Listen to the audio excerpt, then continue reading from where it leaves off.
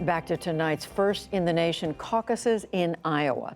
They are not only the kickoff to the Democrats' presidential nominating process this year, but also the start to a jam-packed week of political events. John Yang is back at his outpost in Des Moines, and he picks it up from there. Judy, on the agenda this week, tonight's Iowa caucuses, tomorrow night's State of the Union address, and Wednesday's verdict in the Senate impeachment trial. And all that's also the agenda for tonight's Politics Monday with Amy Walter of the Cook Political Report and host of Politics with Amy Walter on WNYC Radio, and longtime Iowa political reporter David Yepsen. He's the host of the program Iowa Press on Iowa PBS. Amy, David, thank you very much for joining us. We don't have official numbers. We won't have official numbers from the Iowa Democratic Party for some time, but we are getting indications through the Associated Press VoteCast survey of Iowa voters, which has been going on for 6 days before the before these contests. Amy, you've been looking at those numbers. What have you seen that interested you? Well, what we're looking at is the demographic breakdowns. Who's showing up?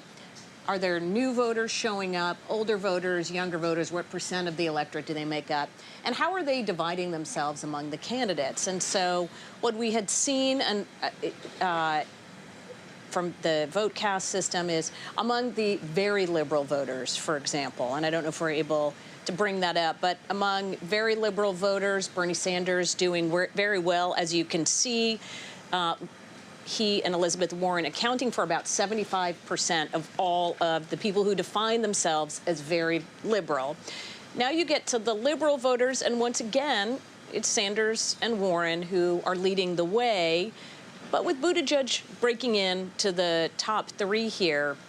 And this isn't that surprising, of course, but what is surprising is the next slide, which is moderate voters. This is the group of voters that Joe Biden has been going really specifically at. It's part of the reason why he's doing as well in national polls, is his hold on those people who kind of define themselves as moderate to moderate conservative.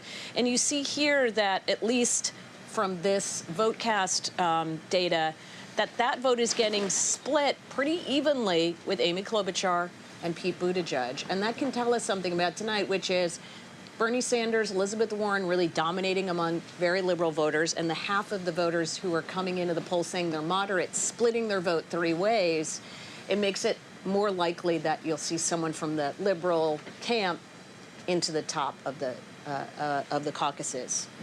We don't have official numbers, but Right. we just had a report from David Yepsen's wife, who stopped by to tell us the results from her caucus here on the campus of Drake University. This is your precinct, David, that Elizabeth Warren, the top three finishers, Elizabeth Warren, followed by Pete Buttigieg, followed by Amy Klobuchar, and then Senator Sanders and Joe Biden just barely above viability. In fact, Klobuchar, the Klobuchar caucusers sent two of their members over to the Biden camp in order for Biden to reach viability. Obviously, one precinct out of many, but tell us, what do you think? I'm glad you're covering my spouse and that I'm not. Let the record show. But it squares with what Amy was just saying. What we're seeing is on moderates.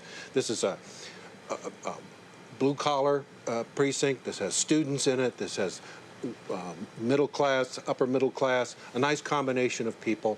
And the fact that Bernie Sanders was kind of trailing in the back, I think was a sign that he's a little too hot, a little too liberal for some of these people. They're more pragmatic.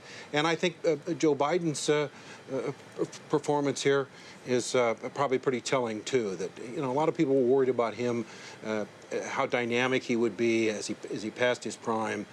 So what I should have done is just count the yard signs on my way to work here today, because that's what the yard sign count would indicate too. And Amy Klobuchar's strength coming up. Right. She's the one that could get the big boost out of Iowa if this repeats itself elsewhere around the state. I'm not sure she can. The fact that she's been pinned down in the Senate impeachment trial has really limited her ability to be on the road doing events here at a time when she's thought to be gaining.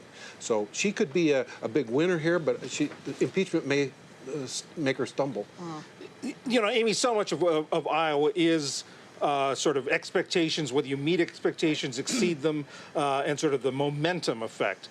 Given the fact that we have the State of the Union address tomorrow night, we have the Senate impeachment vote Wednesday, is it going to mute the effect of Iowa, do you think? It's a very good question because, again, normally at this time of the year, Iowa has the entire political focus on it. And folks would have been here for 2 weeks broadcasting every little tiny movement in the state. Now it's had to compete with this attention. The cable news networks have been filled with impeachment, not with Iowa. Now, tomorrow morning, people are going to wake up and there'll be a winner of the Iowa caucuses, and that's going to have some influence on voters across the country as they start to, Democratic voters start to think, who do I like? Who should I vote for when the primary comes my way? But for New Hampshire, where it is only a week from now that they will go to the polls, you're not getting that big buildup and and all of that talk about expectations.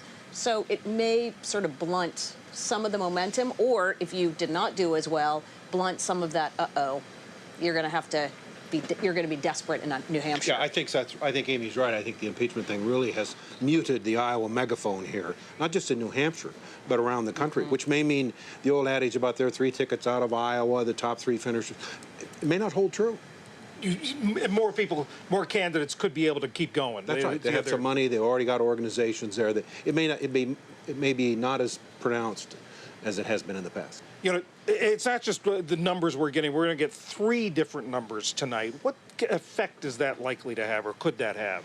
Well, we were waiting to see now. There's basically the division in Iowa looks a lot like the national vote, where there's a popular vote and there's an electoral college vote. Here in Iowa, it's the total number of votes first cast by voters when they walk in for a candidate. That number is going to get reported for the first time ever. But there will also be, at the end of it, the number of delegates that are awarded to these candidates. Those numbers may not be the same.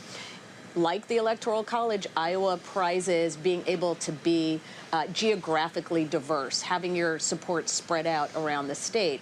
So those candidates will be rewarded with delegates, but they might not get the most candidates because in population centers like here in Des Moines, you could get a big number. Amy Walter, David Yepsen, and David Yepsen's wife we have to thank tonight. That's Politics Monday. Thanks a lot.